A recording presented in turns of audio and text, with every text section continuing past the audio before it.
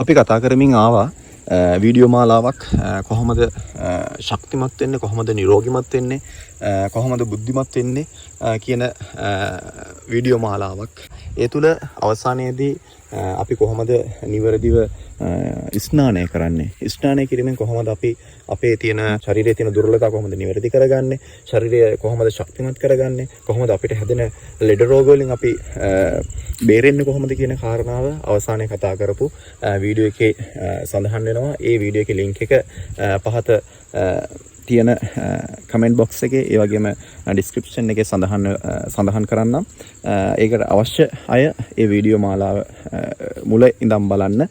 මම ඉල්ලීමක් කරනවා විශේෂයෙන්ම මේ වීඩියෝ මාලාව මුල ඉඳන් බලන්න කියලා. ඔයාලගේ ජීවිතයට ගොඩක් වැදගත් කරුණු කාරණා ටිකක් ඉතාමත් සරලව කෙටියෙන් සඳහන් කිරීමක් කරලා තියෙනවා. ඉතින් මම අද ඔයාලට පැහැදිලි කරන්නේ මේ වීඩියෝ මාලාවේදී අහපු යම් ගැටලු කිහිපයක් සම්බන්ධව යම් කිහිප දෙනෙක් අහලා තිබ්බා ඇයි ආහාර ගන්නකොට හැඳි ගැරපු පාවිච්චි කරන්න එපා කියලා තියෙන්නේ, ඇඟිලි පාවිච්චි කරන්න කියලා කියන්නේ ඇයි කියලා අහලා තිබුණා. ඒකට මට කියන්න තියෙන්නේ සාමාන්‍යයෙන් අපි අපේ ඇස, කන, නාසය, දිව, ශරීරය ඒ කියන පංච ඉන්ද්‍රියන් හැම මොහොතකම ක්‍රියාත්මක වීමක් සිද්ධ වෙනවා. අපි ඇහෙන් බලන රූපය වේවා, අපේ කනට ඇහෙන ශබ්දය වේවා, අපේ නහයට දැනෙන ගඳ සුවඳ වේවා, අපේ දිවට දැනෙන රස වේවා, අපේ ශරීරයට දැනෙන හැඟීම් දැනීම් වේවා, මේ සියල්ල අපේ පැවැත්මට යහපත් විදියට හෝ අයහපත් විදියට බලපානවා. අපේ රටේ මිනිස්සු ඉස්සර ආහාර ගත්තේ අතින්. අද වර්තමානීය සමාජ රටාවත් එක්ක ගොඩක් අය හැඳි ගැරිපු පාවිච්චි කරමින් ආහාර ගන්න පුරුදු වෙලා ඉන්නවා.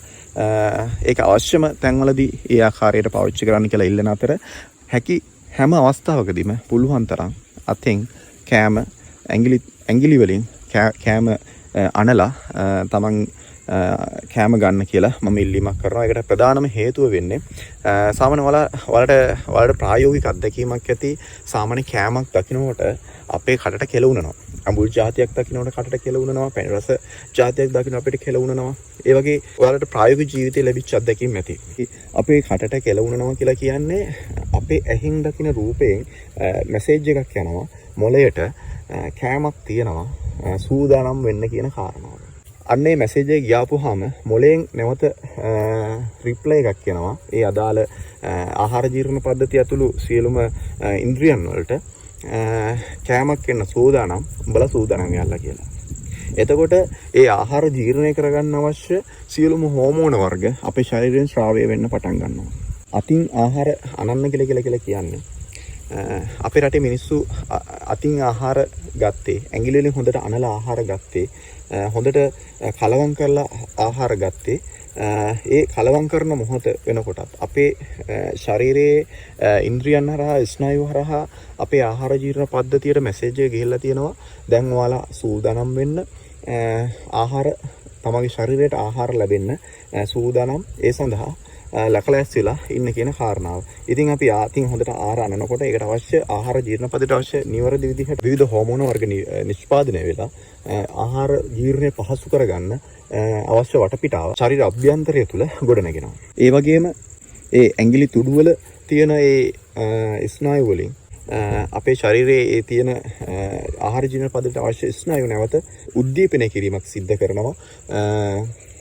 ආහාර ජීර්ණයට සුදුසු වටපිටාව ගොඩනගන්න.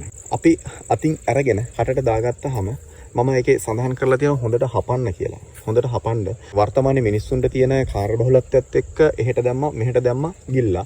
ඒක තමයි සරල සංසිද්ධිය. එහෙමත් හරියටම අපේ රටේ මිනිස්සු ආහාරවලවත් රස විඳින්නේ නැහැ. ඔයාලා මම කියනවට අද ඔයාලා එක කරලා බලන්න. අද තමන් මේ වීඩියෝ එක අහපු දවසේ අහන වෙලාවේ ඊළඟ ආහාර වේලෙදී ඔයාලා හොඳට හපලා කන්න බලන්න. ඔයාලා වෙනදට දෙතුන් පාරයි හපන්නේ, බහුතරයක් දෙපාරයි තුන් පාරයි කෑම පිටක් හපන්නේ. ඔයාලා උත්සාහ කරලා බලන්න මේක කටේ තියාගෙන 10 පාරක් විතර හපන්න. හොඳ කෙලත් එක්ක හොඳට මිශ්‍ර කරලා කන්න උත්සාහ කරන ඔයාලට අමුතුම හැඟීමක් දැනෙයි, අමුතුම වෙනසක් දැනෙයි. ශරීරයට ආහාර ගියාට පස්සේ බඩ පිරුණාට පස්සේ මාර සැහැල්ලුවක් දැනෙයි. ඒ වගේ පොඩි අත්දැකීමක් අරන් බලන්න. මම කියනවාට මේක විශ්වාස කරන්න එපා, ඔයාලා කරලා බලන්න. හොඳට හපලා 10-12 වතාවක් අවම තමන්ගේ ආහාර පිට හපලා කාලා බලන්න. ඔයාලගේ පහෝදාට වැසිකිලි කැසිකිලි කරනකොට පවා ඔයාලට සෑහෙන පහසුවක් ඔයාලට ලැබෙයි මම මේ කියන කාරණාව හරියට කළොත්. මම මේ කියන කාරණා මහ ලොකු වචන මේ කියන කාරණා තුල නැහැ. සරල වචන ටිකක් තියෙන්නේ. මම එහෙම කියන්නේ මට ඔයාලට දෙන්න ඕන සරල දැනුම් පද්ධතියක්. මොකද අපේ රටේ මිනිස්සුන්ට සරල දැනුම් පද්ධතිය අහිමි වෙලා ගිහිල්ලා තියෙනවා. අපේ මිනිස්සු ඉන්න කාර්යබහුලත්වයත් එක්ක මේ ගොඩනැගලා තියෙන සමාජ රටාවත් එක්ක අපේ සරල දැනුම් පද්ධතිය අපි අතරින් ගිලිහිලා ගිහිල්ලා තියෙනවා.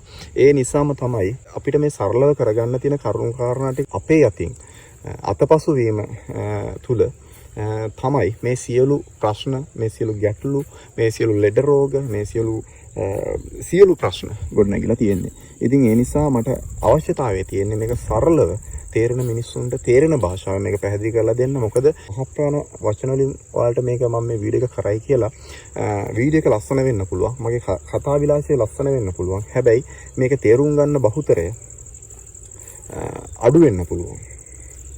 එක්තරා වීඩියෝ එකක් විතරක්ම වෙන්න පුළුවන්. ඒ නිසා මම මේක පුළුවන් තරම් උපරිම සරල භාෂාවෙන්ම මේක කියන්න පැහැදිලි උත්සාහ කරන්නේ. මේක පුළුවන් හැමෝම මේ මම කියන කාරණා වටහා ගන්න හැකියාව ලැබෙන්න කියලා හිතාගෙන තමයි.